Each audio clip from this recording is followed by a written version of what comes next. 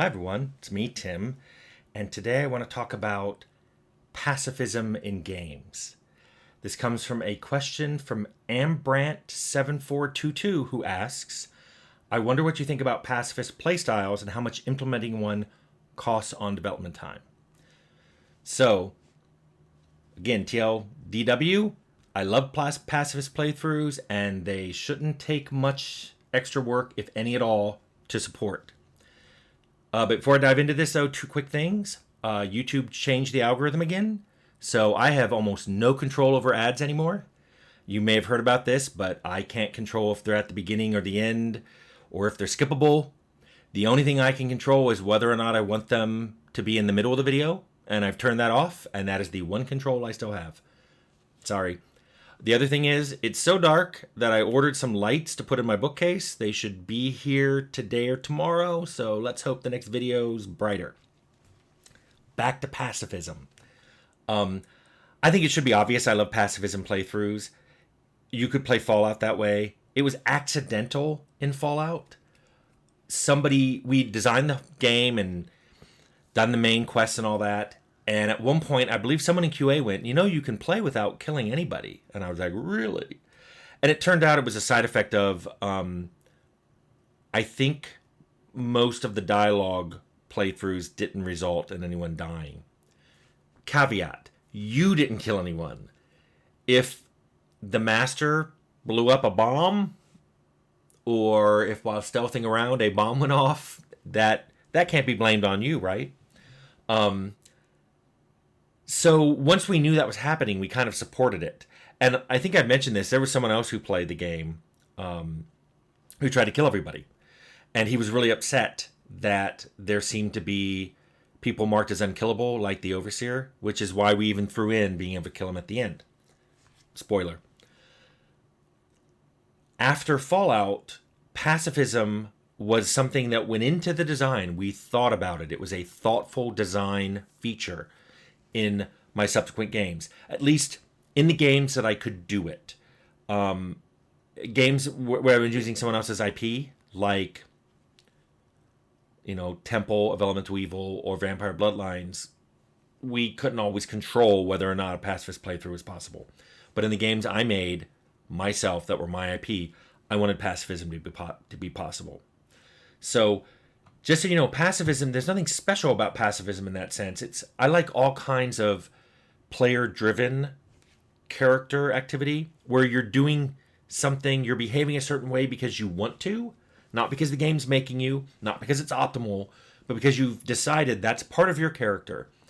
In my video a few weeks ago, I was talking about all my brother's miniatures and the associated characters. I remember those characters 44 years later because they are so memorable.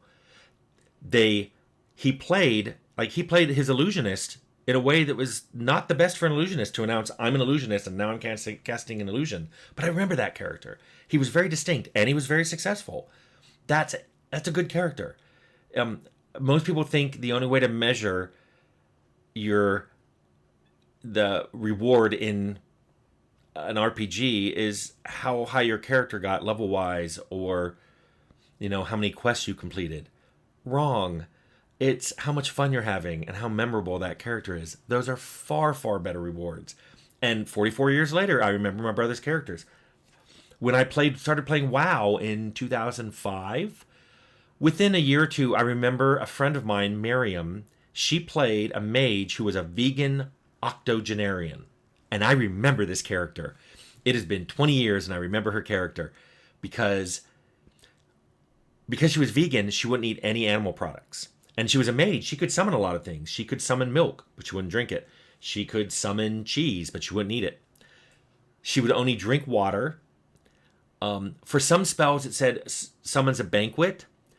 I think she let herself eat from it. She said, hey, okay, I'm eating from this, but I'm sure there's fruits and vegetables on here. The octogenarian part, the only place I remember that coming into play was she turned run off on her character. Her character walked everywhere. So she was an 80-something-year-old mage who was vegan.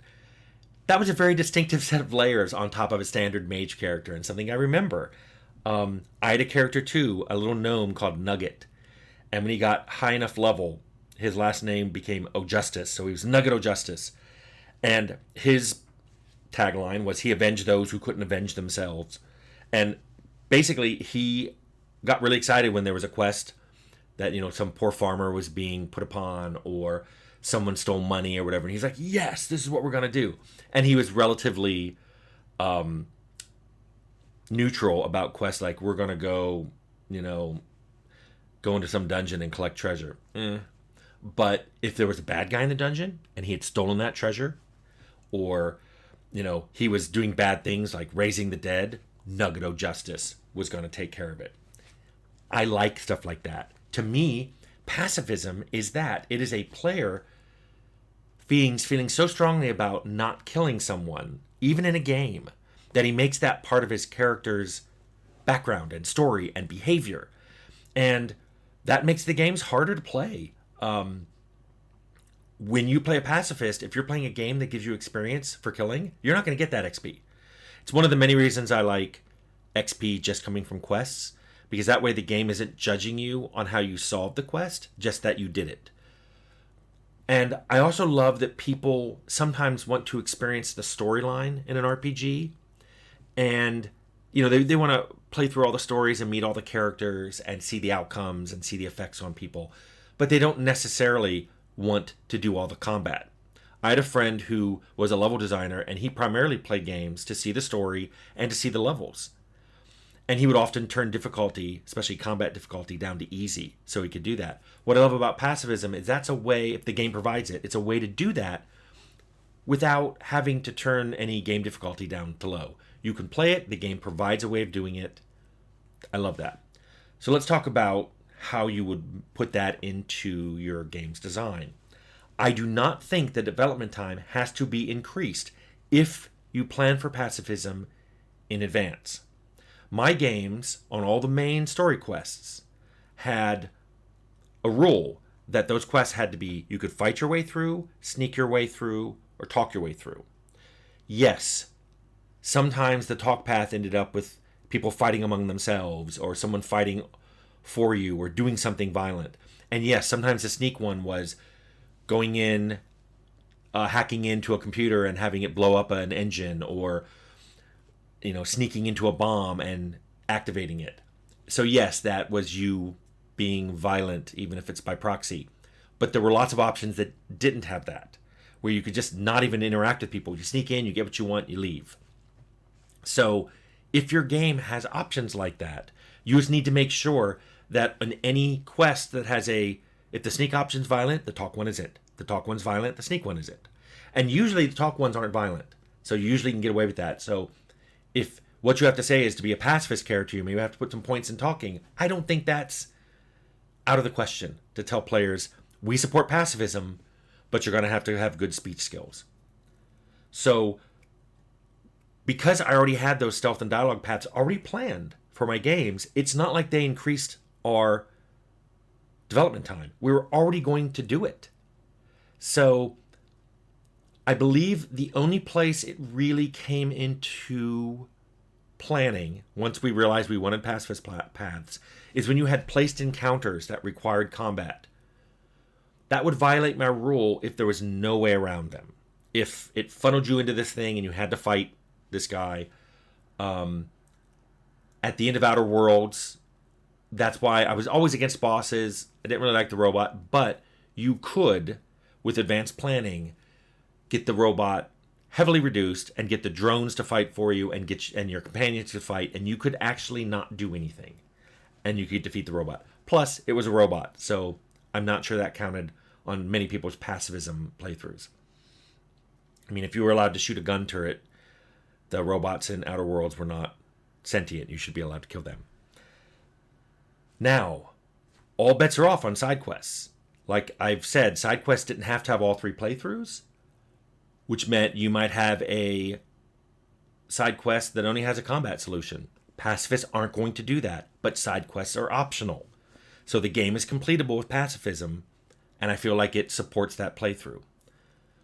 Now, the one thing, I said placed encounters and side quests. One thing that isn't optional or avoidable are random encounters. However, you can do things to make random encounters handleable in a pacifist playthrough. First of all, they could be escapable. There could be a perk saying you can opt out of random encounters in the world map. You know, you're so good at tracking and being an outdoorsman that you can see something coming and just avoid it. In Fallout, we let you run from every encounter. So they could be shooting at you, but once you reach the transition grid, you're taken out of the map, even if you're in combat. So they're escapable. Other things are perks that like make hostile creatures not hostile, especially animals, or perks that let you have dialogue with hostile people and potentially make them back down, even if you have to pay them money. So those are all ways that random encounters could be handleable by pacifists. Yeah, you may have to run away. Yeah, you may have to pay money. But that's kind of the balance between, if you don't want to kill anyone, that's what you have to do. So I think with those kind of rules in place, almost any RPG could be made to support pacifist playthroughs. Not sure about MMORPGs, especially I'm not sure what it says ethically about you being in a party and everyone else is fighting things and you're not. Although I pretty much described healers, especially in raids, they pretty much just keep everybody buffed and healed, and they're not actually directly damaging the boss. So there are even things like that. But I think most games, most RPGs, if they're rich enough, can easily support pacifist playthroughs, and I like that mine did. So, Ambrant7422, I hope that answers your question.